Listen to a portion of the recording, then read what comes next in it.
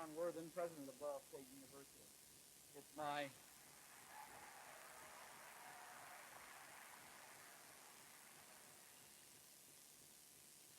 pleasure to welcome you to Ball State and to this evening's distinguished lecture series. This is the third year for this series, which grew out of an initiative taken by a number of students in 1984. The purpose of the series is to bring to campus internationally known speakers who will stimulate thought and discussion. And I think you will agree with me that tonight our speaker certainly meets this criterion. On the platform tonight, in addition to our distinguished guest, is Warren Vanderhill, Provost and Vice President for Academic Affairs and Professor of History, who will conduct the question and answer session. Introducing our speaker this evening will be Mike Green, President of the Ball State Student Association. Mike is a senior from Columbus, Indiana. He has a double major in political science and telecommunications. In addition to serving as President of Student Association this year, Mike was Vice President during his junior year. He's a member of Gold Key Academic Honorary and Pi Sigma Alpha Political Science Honorary. He's applying to graduate schools and hopes to attend George Washington University to work on a master's degree in political science. Mike Green.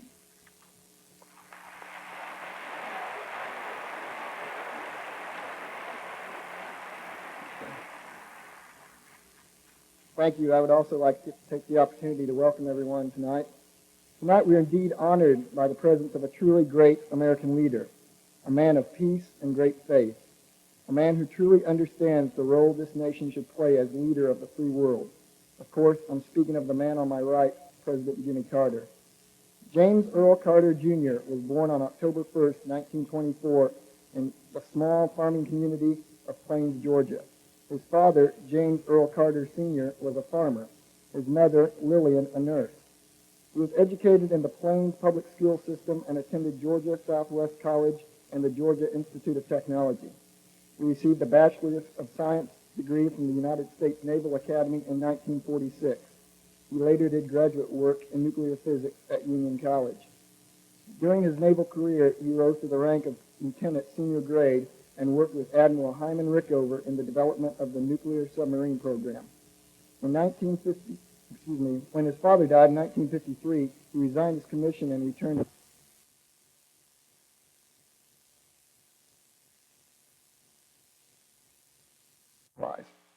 Soon after his return to Plains, he became involved in local politics as chairman of the county school board and as the first president of the Georgia Planning Association.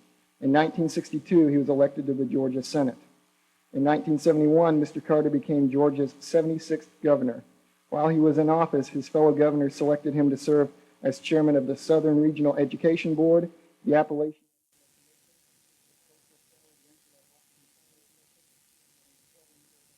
Board.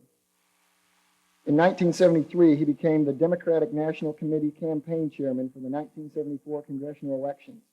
He announced his candidacy for the Democratic presidential nomination on December 12, 1974, and won his party's nomination on the first ballot at the 1976 Democratic National Convention. He was elected president on November 2, 1976. Jimmy Carter served as president from January 20, 1977 to January 20, 1981. Noteworthy foreign policy accomplishments of his administration included the Panama Canal Treaties, the Camp David Accords, the SALT II Treaty with the Soviet Union, and the establishment of U.S. diplomatic relations with the People's Republic of China. He also gave new meaning to the cause of human rights throughout the world. On the domestic side, the administration's achievements included a comprehensive energy program conducted by a new Department of Energy, deregulation in energy, transportation, communications, and finance, major educational programs under a new Department of Education, and environmental protection legislation, including the Alaska Lands Act.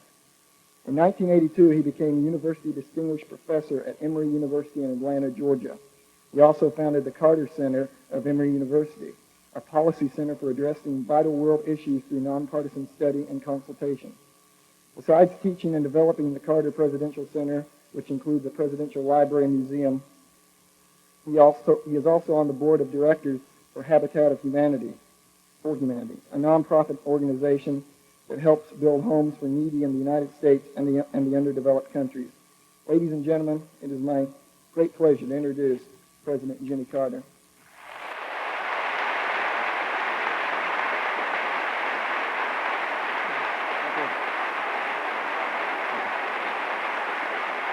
Thank you.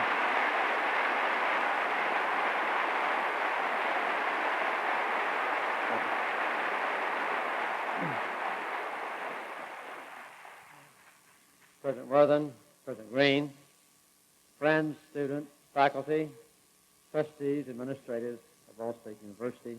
It's a pleasure for me to be here tonight. This is a wonderful auditorium, and I see that every seat is filled, which is a great pleasure for me. Sometimes when you have been in politics and are now out, you don't know what the reception you might anticipate. And particularly troublesome to a former politician is the introductions. This tonight was very beautiful that Mike Green gave me, but it's not always that way. On occasion, as a matter of fact, I'm invited to go to a place by the program chairman. And most often, those working positions in an organization are held by Democrats. But then I get there, and with a lot of television cameras around and a lot of news reporters there, the president of the organization, quite often a Republican, decides, I think I'll introduce this man and get my picture in the paper tomorrow. And those Republican introductions are not nearly so favorable as I would like. When that happens, my only response is, ladies and gentlemen, of all the introductions I've ever had in my life, that is the most recent. Well, sometimes, as was the case with Mike's introduction, I get, nothing but nice things that I don't really always deserve. This occurred to me not long ago. I'm not a good storyteller. When I first began running for president, a lot of people said, gee, this guy from Georgia, a governor from Georgia, from the racist South, he'll never do anything in politics, but at least he's from the South. The Southerners can always tell good stories. Well, they had to wait till my successor came along to get a good storyteller in the White House, but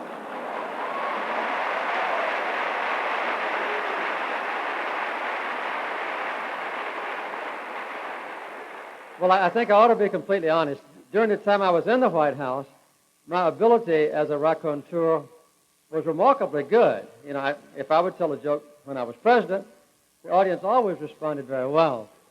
But when I left office, my ability drifted away.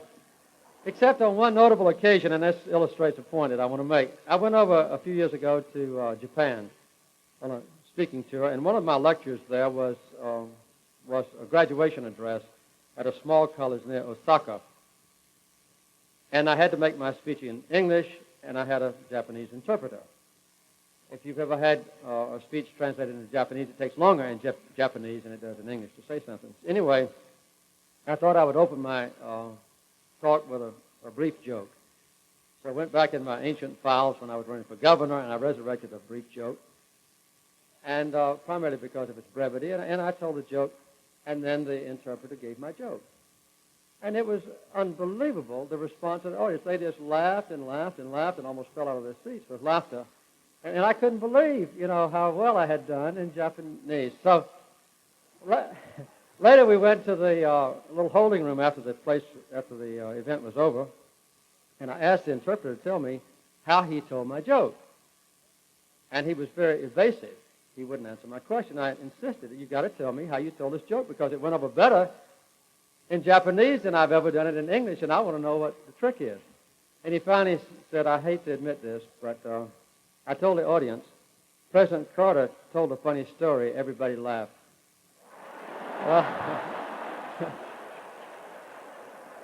Well, so there are times when you get credit for something you don't do. There are other times when you don't get enough credit. Tonight, however, I want to take a few minutes and describe to you the nature of the office of president from my own perspective, the significance of this year's election, and perhaps your role in shaping our country's character. And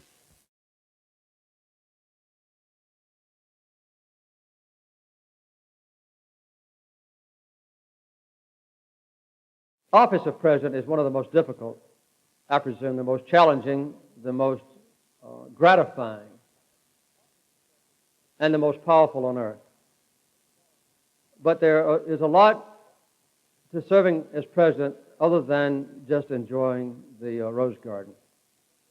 Just to illustrate the point, I jotted down some comments that have been made by my predecessors about the White House while they were serving as president. You might be interested in hearing just a few. John Adams said, "Had I been chosen president again, I am certain I could not have lived another year." Thomas Jefferson said, "It brings nothing but unceasing drudgery and daily loss of friends." John Quincy Adams said, "The 4 most miserable years of my life." Andrew Jackson said, "I can with truth say mine is a situation of dignified slavery." Abraham Lincoln said, "In God's name, if anyone can do better in my place, let him try his hand at it. I wish I had never been born." Garfield said, "My God, what is there in this place that a man should ever want to get in it?" McKinley said, "I have had enough of it, heaven knows." Wilson said, "The office of president requires the constitution of an athlete, the patience of a mother, and the endurance of an early Christian." Harry Truman said, "There is no exaltation in the office of the President of the United States. Sorrow is a proper word." And Harding, as you may imagine, said, "God, what a job." Well, I might add hastily that all these guys who made these comments in their first term ran for president a second term. So these are transient feelings that you have when you're in the White House. There's a lot of frustration there, but there's a lot of gratification too. I thoroughly enjoyed being president because of the honor of the responsibilities, because of the breadth and interest of them, because of the tremendous nature of the country I served, and because of the support of the people I had. And I look back on my duties as president as one of the highlights of my life. The breadth of the challenges is very wide. And the shape of the office itself changes, not because the Constitution is amended, not even because laws are changed, but the office of president is shaped by the character or ambition or priorities of the person who serves there. We all have been different, all 40 of us who've served as president so far. But I think there's one thing that has affected us in common. On Inauguration Day, I don't have any doubt that all of us have asked ourselves the question, what can I do as president to enhance the greatness of my country? And this is not a surprising question for a new president to ask, because it's the same kind of question that almost every human being asks on occasion. God has given me one life, one period of existence on earth. What can I do to enhance the greatness of my life? How can my life be more significant as measured by the priorities that I hold dear? So you see that the nation's character that is desired by a president varies every 4 years or every 8 years when the president changes. I'll just outline a few things that I think guided me when I was president. You may or may not agree with the list that I've chosen. First of all, we should never forget that our nation is the most powerful and influential on earth. We're the most powerful nation on earth militarily. We're the most powerful nation politically. We're the most powerful nation economically. And on occasion, we're the most powerful nation on earth morally. This influence of the preeminent country in the world ought to be used to accomplish the goals that make our nation a great one. What are those goals? First of all, I think our nation's influence should be used for the enhancement of peace. Not just peace between ourselves and potential adversaries, like the Soviet Union perhaps, but peace for other people on earth. When our country adds its weight to any peace process in a consistent and enthusiastic and well-advised way, that is the major factor that might bring an end to hatred and to bloodshed. There are always these opportunities.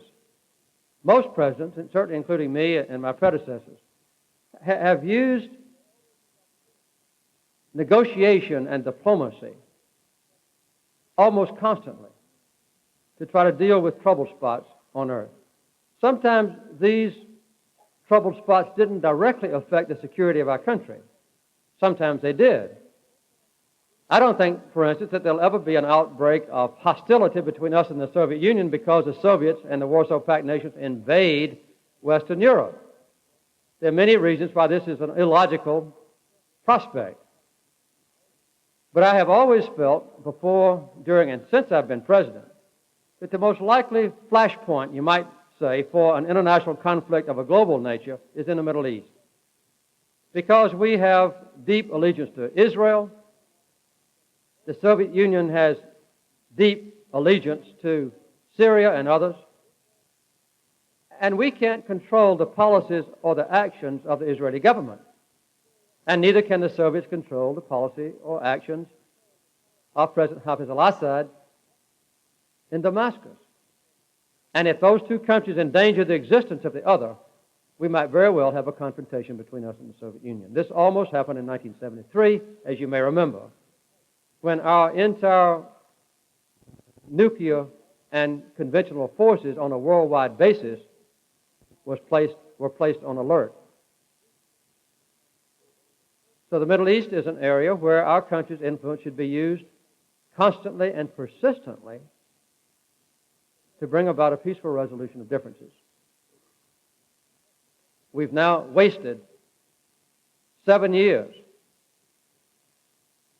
with an almost total absence of peace initiatives in the Middle East. Only recently has Secretary Schultz been to the Middle East on a peace mission, and I admire him for it and have offered him my full support. But for the preceding period of time when many opportunities arose, our own nation's response was to send Marines into Lebanon and to have our battleships cruise up and down the coast and to shell the small villages in the mountain areas around Beirut. This damaged severely our nation's stature as a peace-loving nation and as a champion of the resolution of disputes. Central America is another example, nearer to home. For the last 6 or 7 years, the Contadora nations, democratic countries, leaders, and more recently those in Central America under the Arias Plan, evolved at a meeting in Guatemala, have offered an opportunity to resolve the war in Nicaragua in a peaceful fashion. Our nation, instead of being a party to the peace process, has been the main obstacle to the peace process. Our response has been to finance the Contra war in a vain attempt to overthrow the government of Nicaragua. In the process, I think we have helped to strengthen the prospects of communism in Central America. And we have alienated many of the people of Nicaragua who look on us as a major persecutor of or enemy of their country. But to add our tremendous influence in a peaceful fashion could still bring rich dividends. And I hope that these two areas of concentrated peace effort will be adopted enthusiastically and maintained persistently without deviation by the next occupant of the White House, whether it's George Bush or a Democratic president. So peace is a worthy goal for a great nation. The relationship between us and the Soviet Union, including arms control, is another tremendous opportunity for our country and one that exhibits the greatness of our country. I concluded the SALT II Treaty after 6 years of negotiation, implemented originally by President Nixon and Ford, who followed in the footsteps of their predecessors, Democratic and Republican. there is a remarkable new leader in the Soviet Union, Mikhail Gorbachev. No one yet is able to assess accurately the degree of his sincerity. But he offers opportunity for progress in relations between the superpowers that are very promising. He has catapulted himself into the most popular leader on earth. I was in Europe in June, and I was in the Soviet Union and China in July of last year. There was a poll done there in Europe by Gallup organization in June. It showed that by a 3-to-1 margin in Western Europe among our own allies, Gorbachev was looked upon as more favorable to peace and control of nuclear weapons than was the leader of the United States. In one of those nations, by an 8-to-1 margin. There's no reason why any American president needs to defer to a communist leader as a foremost champion of peace and the control of nuclear weapons.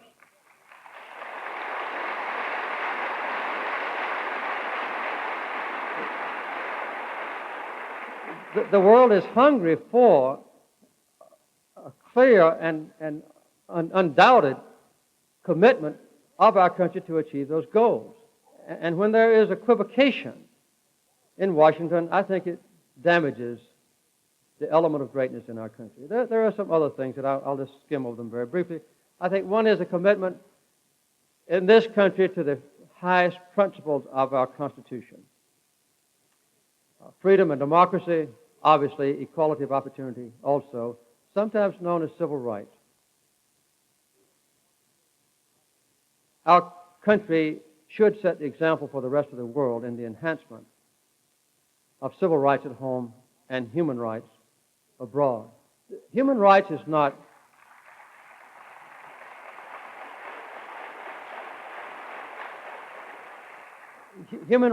just a phrase like apple pie or motherhood or the 4th of July. Human rights is an incisive cutting edge like a razor that among oppressed people is the most important element of existence. When there is not a championing of human rights by our country, there is none on earth. What the oppressed people fear most is silence from Washington. And what the oppressors want most is silence from Washington. So the commitment to human rights is something that ought to exemplify our nation and its government at all times. The most vivid promoter of or exemplar of a commitment to human rights, in my opinion, was Harry Truman, who applied the basic principles of that commitment even to our adversaries following the Second World War. And I hope that the next president will very soon be known on a worldwide basis as the foremost champion of human rights. Well, there are other commitments. We need to be concerned about the quality of life of our own people and those around the world. There are environmental questions that cause many people great concern.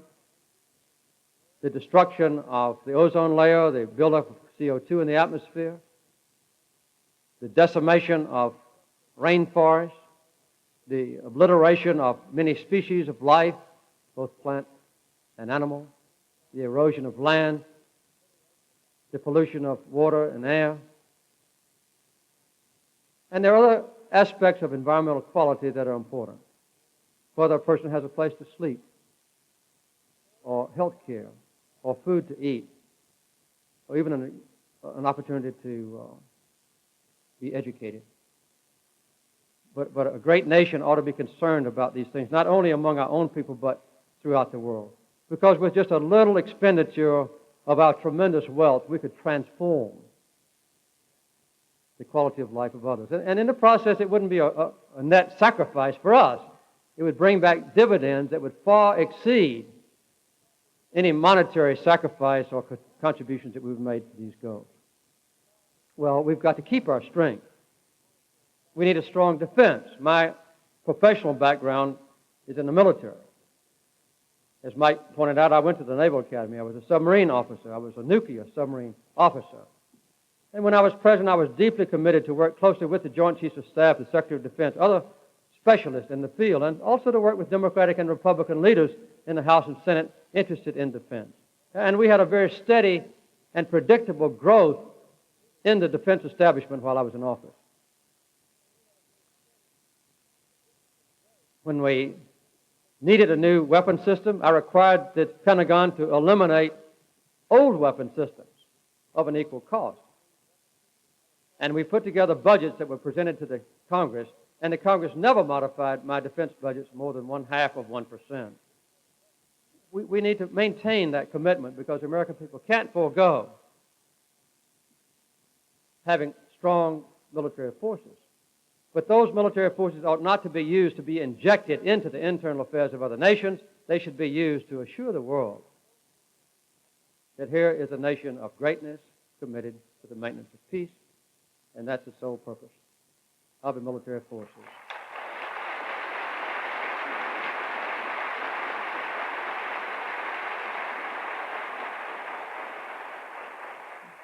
Finally, to comment on the campaign year, the next president's going to have a very difficult responsibility in correcting some of our economic policies. The deficits the last few years have been astounding. I think totally unpredictable. The first 4 or 5 years of President Reagan's term, we doubled our national debt. Those deficits equaled all the deficits from George Washington through the time I left office. And they will have been almost tripled by the time President Reagan leaves office. And the next president is going to have to show an element of political courage as well as cooperation with the House and Senate leaders in both parties to bring about a correction of this serious error.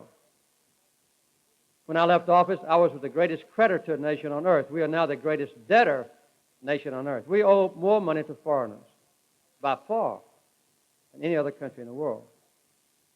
These kinds of things are going to plague us for a long time. I remember when I was a young state senator, Lyndon Johnson struggled one year not to present the Congress with a budget that totaled $100 billion. He played footsie with it and kept it a little bit under $100 billion. Next year, the interest on our debt will be $200 billion. And that's $200 billion that could be used for better housing, better highways, better education, better health care, better research, better jobs for our people. And the president's got to do that.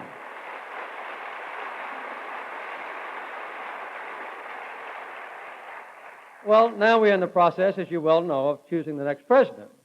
He's going to have to deal with these questions and others that he emphasizes as being at the top of his priority list. I don't know who it will be yet, obviously. I've been asked to comment on Super Tuesday, which, as you may have noticed, took place yesterday. And it's obvious to me now that George Bush will be the Democratic nomination, barring some political miracle that might let Bob Dole come back. But I think that Bush will be the nominee of the Republican Party. And I haven't lost any sleep last night about that prospect. I don't think that George Bush will overwhelm the Democrats with charisma, starting off. And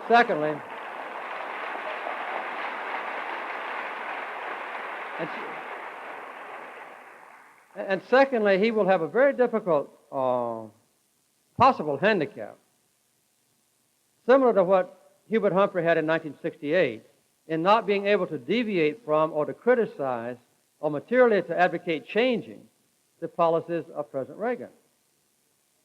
And some of the policies of President Reagan in the public opinion polls are not popular, although he himself is very popular. So Bush will have that problem. We don't yet know who the Democratic nominee will be. Yesterday was a surprise to me in several ways. One is, I never thought that Senator Gore would do as well as he did. and I don't think he anticipated that level of achievement. But I think he carried 5 states. I haven't seen the latest and final returns. Dukakis carried, I think, 8 states, Jesse Jackson 5 or so. And I think those 3 men all came out of the primary yesterday very pleased. Richard Gephardt is probably disappointed. And I thought he would do much better than he did. He's still got a chance to be reconciled with the voters in Illinois and Michigan this month. But the chances are that these 3 Democrats, Jackson, Gore, and Dukakis, will go all the way to the convention. And I would anticipate, although no one knows, that none of them will arrive at the first ballot with a clear majority, because they're fairly equally balanced. We don't know how Gore will do in the northern states. That'll be indicated later on this month. As you know, Illinois and Michigan, 2 large states this month, Pennsylvania and New York in April. In May, we'll have Ohio, and then it won't be until June before we have New Jersey and California, with a lot of smaller states along the way. So a lot still has to be determined. But I would guess that all 3 of those Democrats have staying power. One of the things that might prevent any one of them getting 50% is something that people tend to forget. At this convention, more than 15% of the total delegates will be uncommitted. 645 out of about 4,000. I will be one of them. As a former president, I'm an automatic delegate.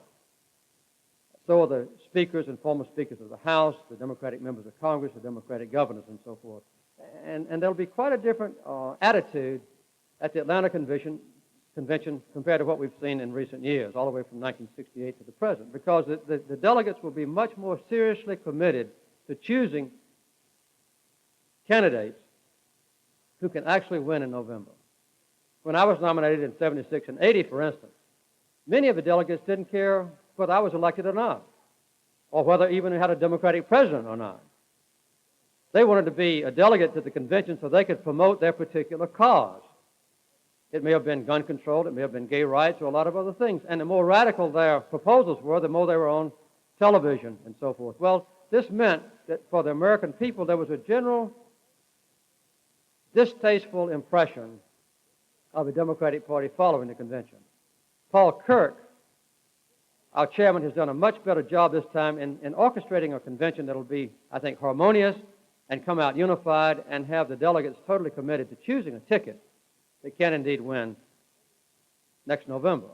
No one knows the outcome of this. Well, finally, let me say that you'll have a lot to say about the character of our nation, the level of greatness of our nation, the priorities of our country. And I'm not just talking about on election day, when you vote in a primary or caucus, or when you vote in November. Because it's easy for college students to underestimate your potential influence. My 3 sons went to college during the 60s. And it was college students and those of your age who totally transformed the basic policies of our country in 3 major areas. One was the Vietnam War. The other one was civil rights. And the third was environmental equality. And had it not been for courageous and active and dedicated and idealistic young people your age, our country's basic policies would not have changed. Well,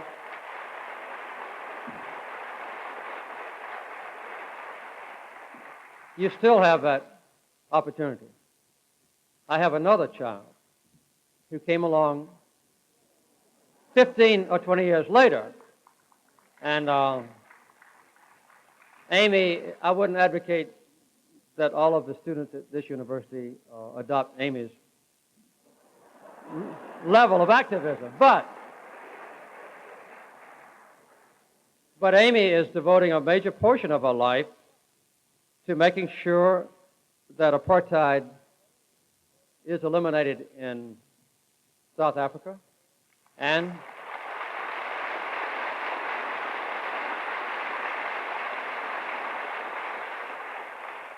making sure that there's peace in Central America and that the CIA performs legally overseas.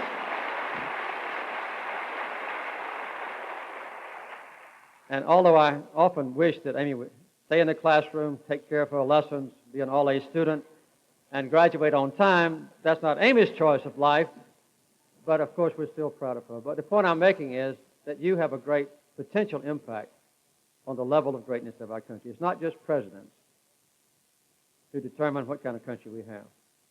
In a democracy, that decision is made by people like you. We have now the greatest nation on earth. And I'm sure with your influence, in the future, we'll maintain that level of greatness, even substantially enhanced. Now, I would be glad to answer any questions that you have as the provost directs you. Thank you very much.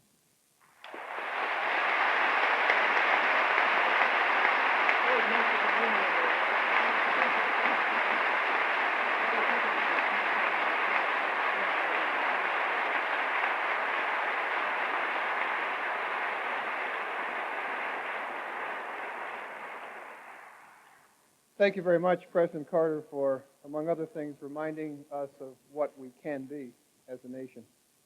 The format that we'll follow for the question and answer period is quite similar to the one we have followed for the past year or so with our other distinguished lecture series participants.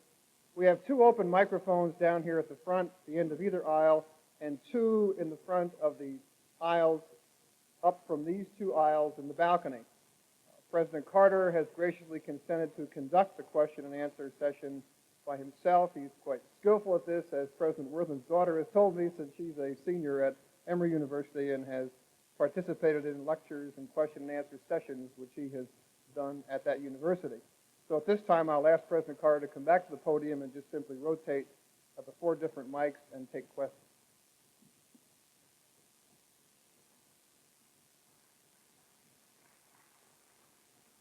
President Carter, for being here this evening. Really appreciate your presence.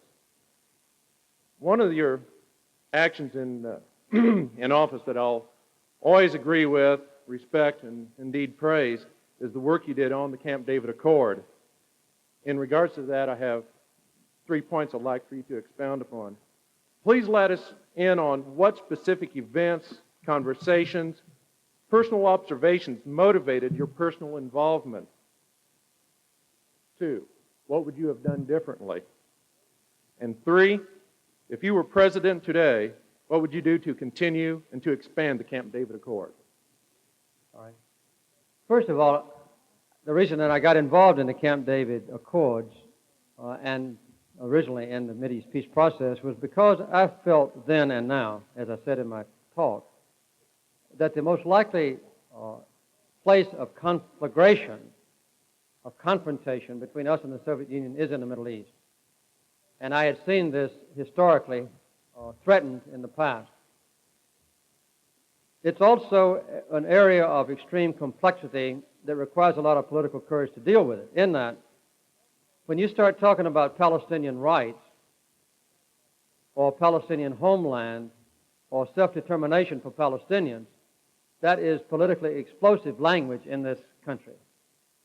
And someone had to do it, and I chose to be that someone. And it was because of those kinds of statements, along with our commitment to Israel and Israel's security and permanent peace, that let both sides in the Camp David Accords trust me as an honest mediator.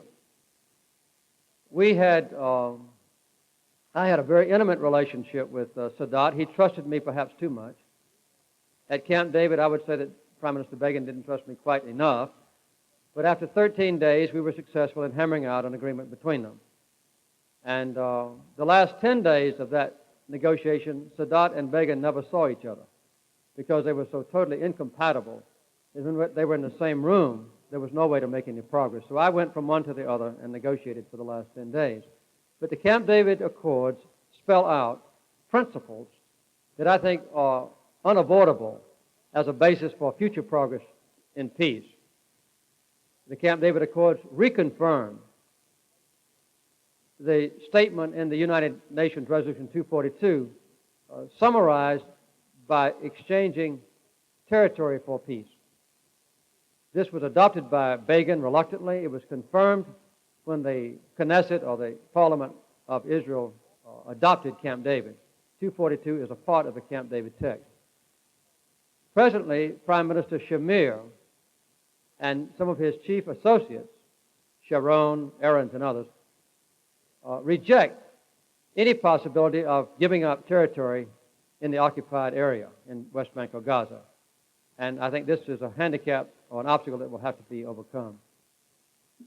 What mistakes did I make at Camp David? I think that if I had been more attentive and had kept King Hussein informed about the reasons for going to Camp David, the principles that we were discussing, and then perhaps even giving him secret briefings while the negotiations were ongoing, we could have come out better. Obviously, it was impossible then for him to come to Camp David. He would not have done that, but I could have kept him more thoroughly briefed. What should be done now? I don't see any alternative now in the Middle East except to go to an international peace conference under the sponsorship of the United Nations with a plenum group comprising the 5 permanent members of the UN Security Council. This plenum group could convene the session, let all of the parties to the disputes give their best case to a worldwide audience, and then adjourn into bilateral discussions between Israel and her neighbors, Israel in Lebanon, Israel in Syria, Israel in Jordan, with perhaps there being the best place for the Palestinians to participate. There are no remaining issues between Israel and Egypt. And then if there's a deadlock in those direct negotiations, they could refer back to the plenum group, maybe for assistance or for advice. The plenum group could also do 2 other things to summarize very briefly a complicated issue. One is they could guarantee that any agreements reached would be carried out with use of UN troops and that sort of thing. And they could help to finance the cost of an agreement, which would be substantial. I wouldn't expect the United States and Great Britain, France, and China and the Soviet Union to pay the whole cost, but they could pay part of it and call on rich countries like Japan and Saudi Arabia to pay other costs. That's the only alternative I see. There are some very tricky things here. I told you earlier I was talking to Gorbachev and Soviet leaders last July, and to the Chinese as well, Deng Xiaoping and Zhao Ziyong, and I asked them if they would be willing to recognize Israel diplomatically at the initiation of a peace conference, and they replied in the affirmative. They didn't make any firm pledge to me, but they said that would be a logical assumption. So that's one of the obstacles. The other one, and I don't want to finesse it because it's important, is what would the Palestinian delegation be like? I envision, based on some commitments that I have, that the Palestinian delegation would be chosen by the PLO, but would not consist of PLO leaders. There are even a few professors who teach in this country who would be acceptable to the PLO leadership to represent the Palestinians in the negotiations. So that's, in very quick outline, an answer to your 3 questions about a very complicated subject. I don't look upon this prospect as hopeless. The present altercations in the West Bank and Gaza, the bloodshed that has horrified the world, might even, because of the crisis nature of it, precipitate more effort on the part of different nations to come to the peace table again. It's 7 years overdue. As I said earlier, I'm very eager to help in any way I can in a limited fashion if called upon by Secretary Schultz or others. Thank you for your question, and now we'll go here. You spoke about your daughter Amy's concern for South Africa. Yes. The situation in South Africa has changed dramatically since you were in office. Recently, President Reagan was asked if he would favor aid to freedom fighters working to change the government in South Africa. I think most of us remember President Reagan's answer was a misstatement. He spoke about the conflict as a tribal and not a racial conflict. How would you answer that question that he was asked about U.S. aid to freedom fighters in South Africa? And what policies toward South Africa would you hope the next president to pursue?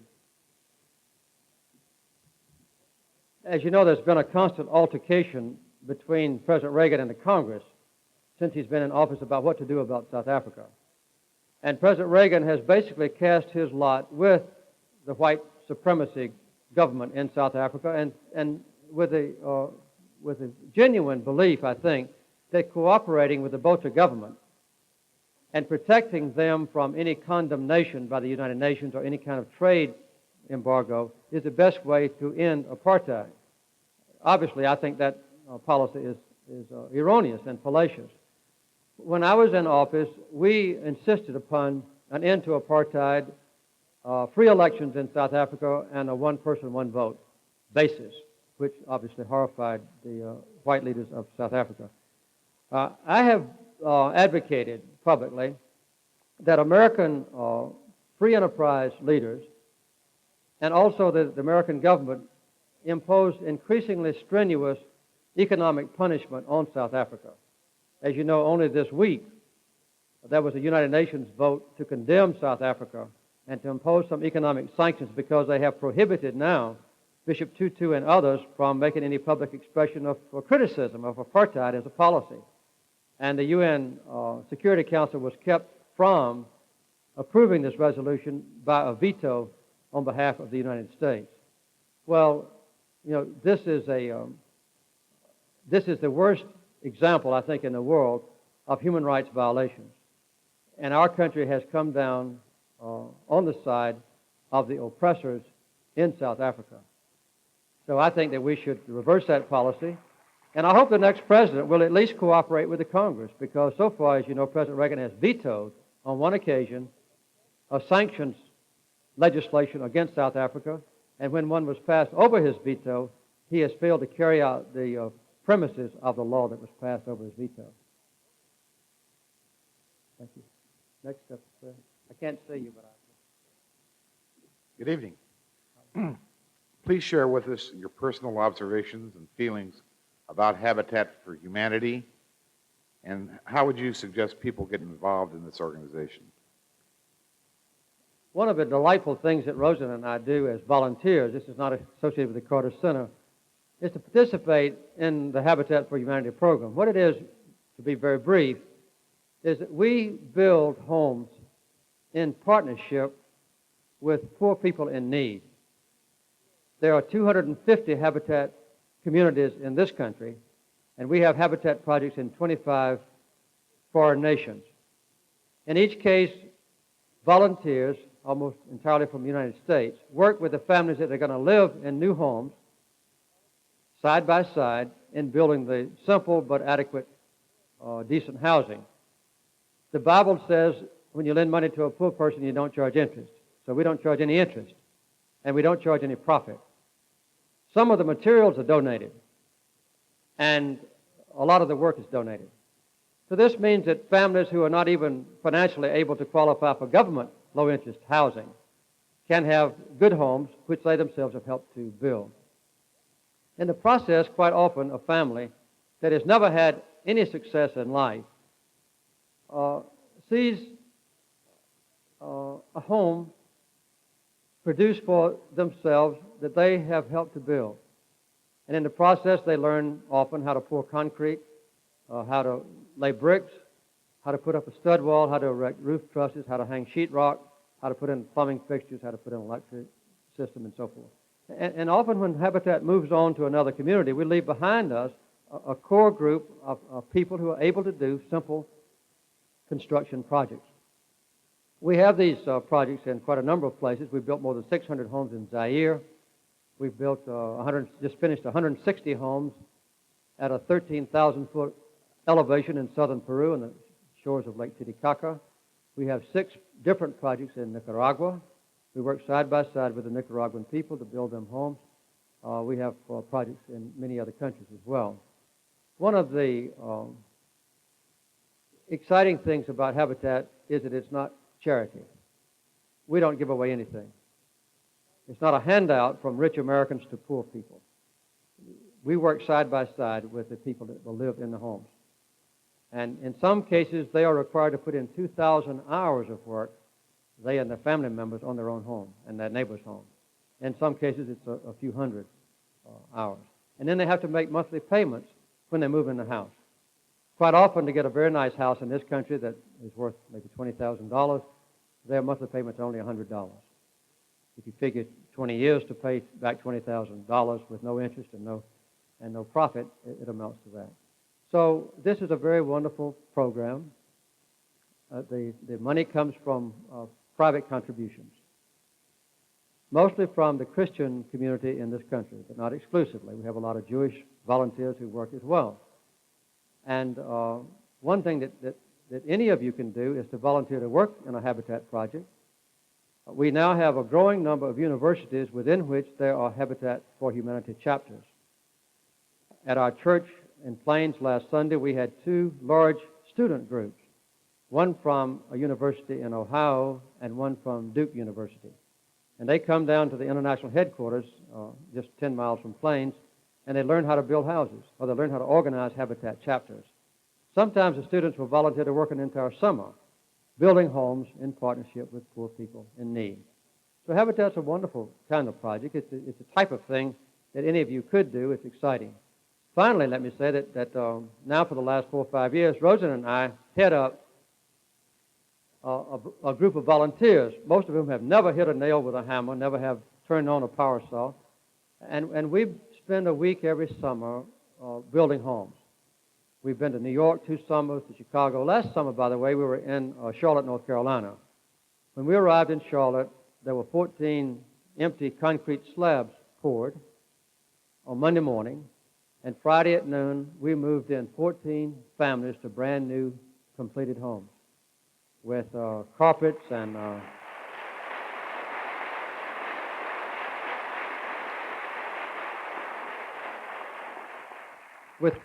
drapes and refrigerators and stoves and so forth. And this next summer, we're going to do the same thing in Philadelphia and then do the same thing in Atlanta. In Atlanta, we're going to build 20 homes in 1 week, an entire block of homes. And so this is the kind of project that is exciting to us. We do it strictly as volunteers. It doesn't take much time. But I think it exemplifies the finest aspect of American citizenship. And it lets people who have a religious faith actually put their faith in operation and not just go to church and relate to people.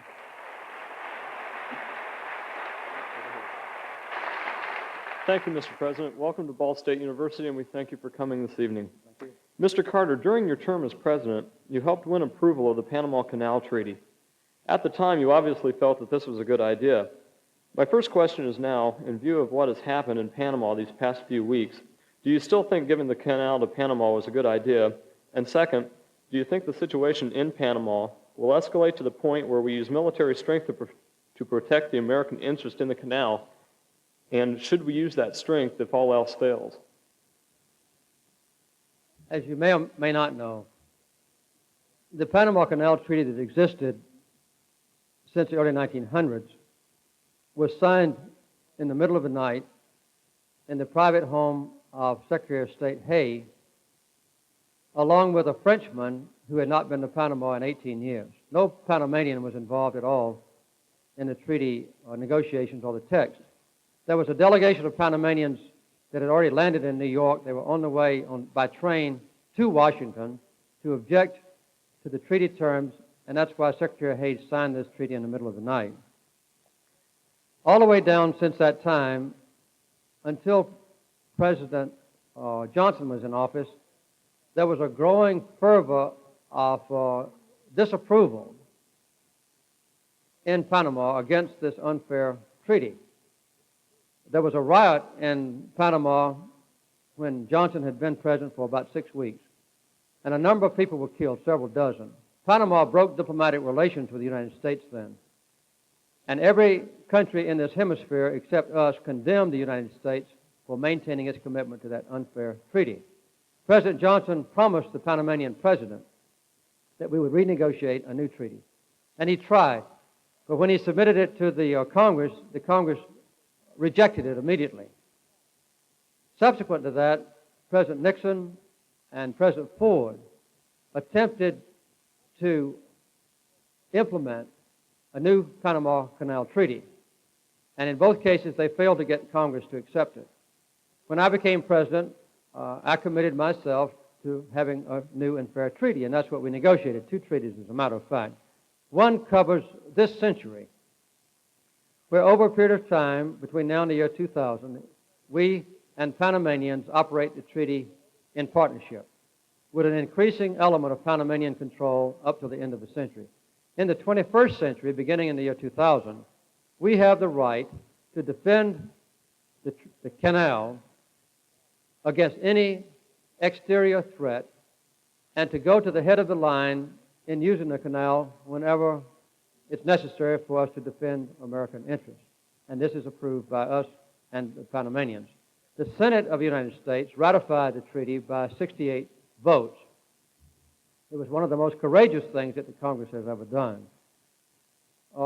I think at this time, we should keep the Panama Canal issue totally removed from the political situation in Panama. I negotiated the treaty, and it was ratified under a very enlightened leader, Omar Torrijos, who was committed to carrying Panama on to a democracy. And he did the best he could until he had an untimely death, I think the first year after I was out of the White House.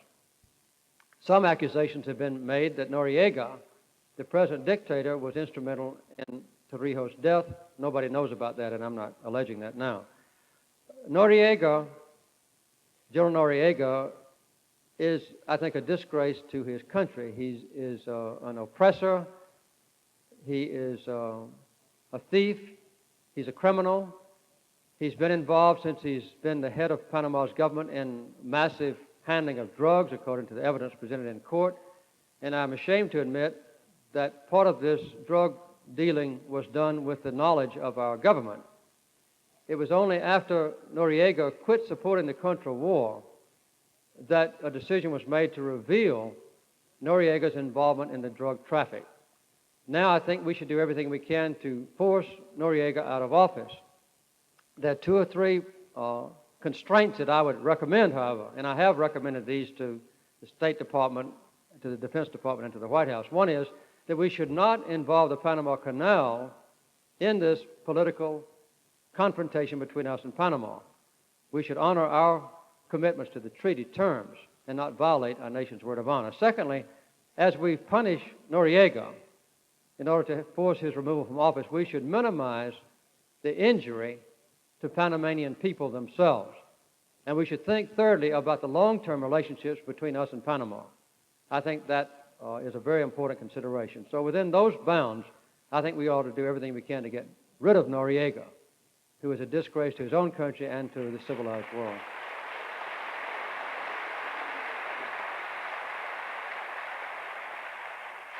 Mr. President, referring back to the campaign trail, when Vice President Bush took the offensive against Dan Rather in their interview, do you feel he was being spontaneous, or do you feel it was premeditated to boost his campaign? I was en route to New York that night, and I didn't see the CBS Evening News, but I've read accounts of it. I think that Dan Rather was premeditated in his insistence that Vice President Bush would answer the question about the Iran-Contra scandal, his role in it. I think that Vice President Bush saw this as an opportunity to defend himself in a very forceful and effective way and show that he was not weak and not a wimp. And I think that in general, Vice President Bush came out very well in that altercation. So whether he planned the encounter or not, I think he was prepared for it. And from what I've heard from all accounts, both friends and enemies of Bush, he did very well on that occasion. So I don't know what his, intentions were, but I don't think it hurt him at all. Sure. I'm a foreign student from South Korea, and since I have no interpreter for me, I will try to do my best to make myself well understood in your language. Great. And once a booking agent of a lecture firm said, we are in favor of freedom of speech, but we are against the free speech. But whether we believe him or not, I believe the honorarium the Ball State is paying for tonight is the money very well spent, and I'm very glad for that.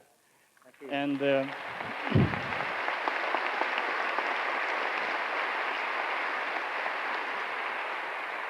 as you mentioned, one day after the Super Tuesday, with no clear winner on the Democratic field, at least there is some sign of a three-man race going to the convention.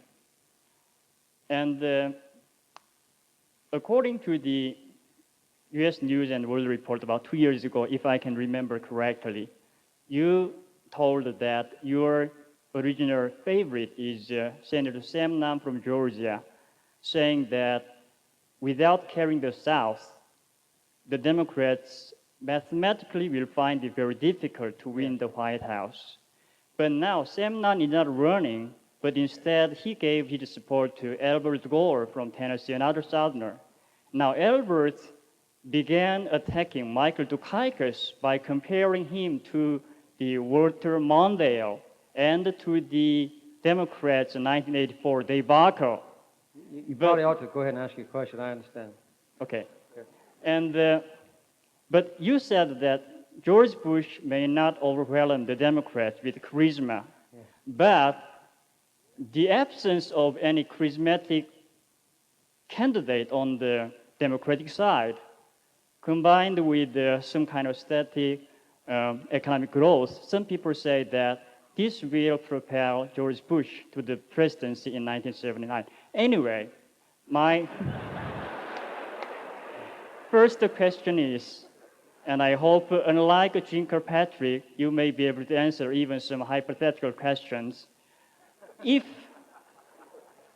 it is going to be a brokered convention as Senator Paul Simon sees it, and if you, as a senior statesman on the Democratic side, were asked to play any role in the negotiation among the candidates, what kind of ticket will you suggest as a winning one? And my second one is, do you think Jesse Jackson, who got nearly all the black votes and 10% of white votes, and among other things, the moral support of your daughter Amy,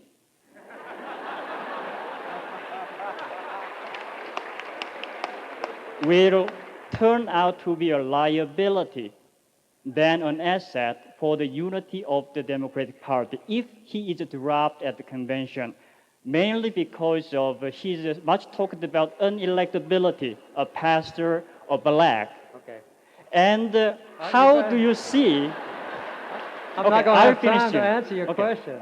How do you see the disillusionment Jackson's very dedicated supporters will affect the election in November?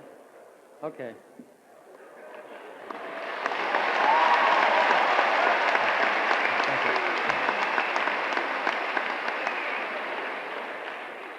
About a year ago, I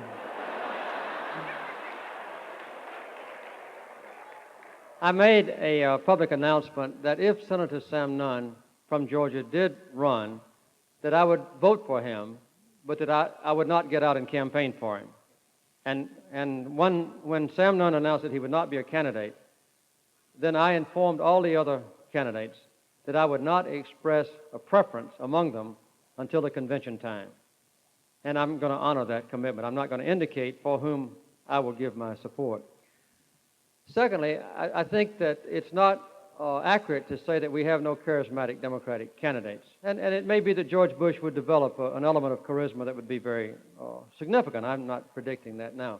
But I don't think anyone could claim that Jesse Jackson is not charismatic. I think he is certainly one of those who is. And one thing you have to remember is that after the turmoil and the confusion of a primary season is over and one person is identified to be the nominee for president, it may be Gore, it may be Dukakis, it may be Jackson, I'm not saying now, that person will be automatically exalted in stature. They will have already proven they are able to overcome all Democrats in the nation in achieving at least a nomination. I don't think Jesse Jackson is a negative factor at all in the Democratic Party. Jackson in 1984, I think in many ways was a negative factor. He's a very wise and competent man, and if there has ever been a perfect campaign run in our country, in its history, I would say that it's been Jesse Jackson's campaign in 1988. With practically no money, he's utilized his limited access to the public to gain remarkable support. And I would guess that Jackson will go to the convention with a substantial number of delegates. I don't know the quantity, maybe 20 to 30%. Who knows? I don't know what will happen at the convention. My main motivation will be which two men, or perhaps including a woman, which two people representing the Democratic Party in November will be most likely to win. And I'll do whatever I can with my limited influence. I'm not a major factor in the Democratic Party to ensure that that's the kind of ticket that we'll have. But I think that Jackson has done a lot of good things in this campaign. He's brought out some issues that others were afraid to bring out. And Amy sits in front of the television and watches the Democratic debates, and she gets fervently angry at the timidity of Democratic and Republican debaters who evade issues if they might lose a few votes by addressing them forcefully, and she doesn't think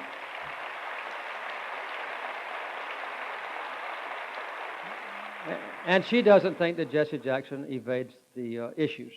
I think also Jesse Jackson has been responsible for the enormous increase in the number of blacks and other minority groups who have registered to vote. And as you say, he's shown an acceptance at least among 10% or so of the white voters. Well, if we come to the convention with a ticket, for instance, on which Jesse Jackson is not a participant, a likelihood, but I'm not predicting that, then I don't think there's any chance that Jesse Jackson would leave the Democratic convention in anger or encourage his supporters not to support the Democratic nominees if he should not get the nomination himself. So I see what Jesse Jackson is doing this year as very beneficial for the Democratic Party. One of the things that we often do not know, don't realize or forget, is that once people get registered to vote, they vote. In 1980, there was a very low turnout, for instance, among voters. But 80% of all the blacks who were registered to vote voted. 80%. And I think it's highly likely that not only in these primary contests now, but also in the general election, those who have been encouraged to register by Jackson's influence will come out and vote. And, of course, most of them are very likely to vote Democratic. So I see him as a positive factor and not a negative factor this year. Thank you very much for your questions.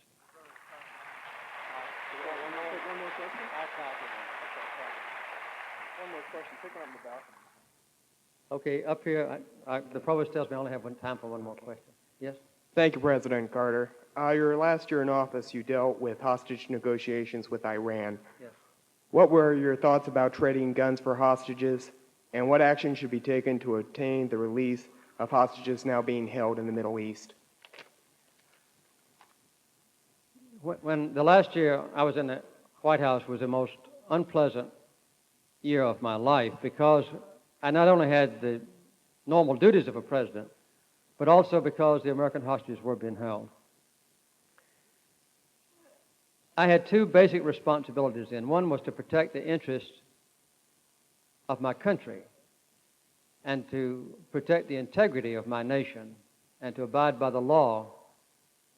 And the other one was to protect the lives of the hostages and their safety and bring them back to freedom. Ultimately, we did both. We never deviated from what was right and legal and proper and honest in representing our country's interest, and every single hostage came back safe and to freedom. This was a very difficult time when we explored every possibility of getting the hostages free. We never considered paying ransom. We never considered dealing with the Iranian kidnappers on the basis of reward by giving them weapons. We never had any of those thoughts in any serious fashion. As a matter of fact, shortly after the hostages were taken, the Ayatollah Khomeini made public statements that he was going to put the American hostages on trial. And those that were found guilty of being spies would be executed. I sent Khomeini a message directly through the Swiss embassy who was representing us, and also through the leaders personally in Great Britain, France, Germany, Italy, and Japan. I told Khomeini that if he put a single hostage on trial, that we would interrupt all commerce between Iran and the outside world. And if he injured or killed a hostage, that we would respond with military action against his country. He knew that we were not bluffing. We made this statement to him by unpublicized means. He never put a hostage on trial. He never hurt or killed a hostage. I think that there is no easy answer to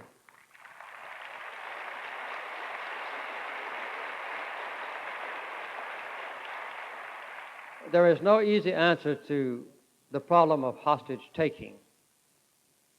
And the next comments I make might be misinterpreted, I don't know. But in the first place, we have an obligation as a nation to keep the safety and freedom of our hostages at a very high level of priority. I have had a number of hostage families come to see me in Georgia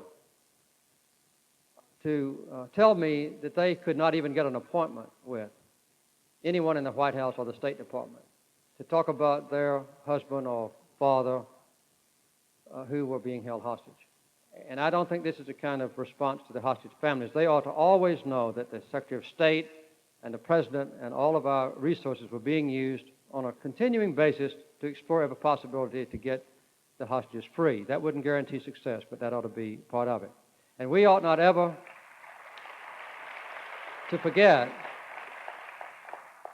that one of the reasons for the hostages being taken and held,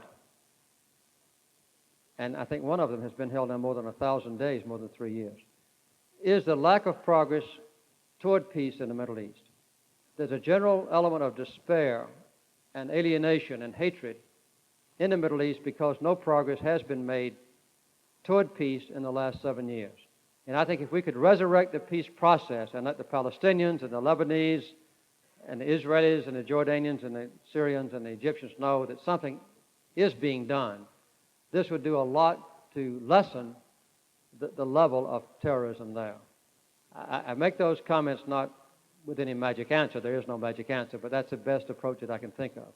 Let me say in closing this. I don't claim to know all the answers. I've been blessed with the honor of serving as president. And obviously a president has a great deal of influence in shaping our nation's policies, setting priorities for our country to achieve, making his own judgment about what is a measurement of greatness. I've given you my ideas tonight. You've had different ideas in the past in this same auditorium, I know. But the fact is that the character of our nation is not shaped by the president. It's shaped by the cumulative commitment of American citizens. And as I said earlier, it would be a serious mistake to underestimate your own capabilities. I don't know what your goals in life might be. I don't know but just a few of you. But in addition to your studies, political science or the science of teaching, or perhaps law or medicine, whatever, there is a vast realm of opportunities for your life to be more meaningful, for your own personal life to be a greater existence. And if you're interested in peace, or civil rights, or human rights, or environmental equality, or nuclear arms control, or any of these measurements of quality, if you're interested in serving others, if you're interested in housing, then you ought to devote a portion of your day or life to those goals. There's no limit on what we can do as individuals except the self-imposed limits. And quite often when we think we're making a sacrifice of time or perhaps money or whatever, we discover almost invariably that the sacrifices are not significant. It's the benefits that are significant. And it's very embarrassing to stop and ask ourselves every now and then, in the last 5 years of my life, how many times have I actually made a deep sacrifice of my own well-being or that of my family to serve others? And if the answer is never or seldom, I think that calls on us to maybe re-examine our own priorities. And that's what is so crucial about the benefits of citizenship in this country. We have the freedom not only to serve ourselves, but we have the ability and the influence and the education and awareness and the freedom to make our lives meaningful to others. But we could go day by day until we die and never confront the issue that I described to you about our nation. What can I do to make mine a better or a greater life? And my hope is that as Americans, your cumulative greatness will even further enhance the greatness of the most wonderful country on earth. Thank you.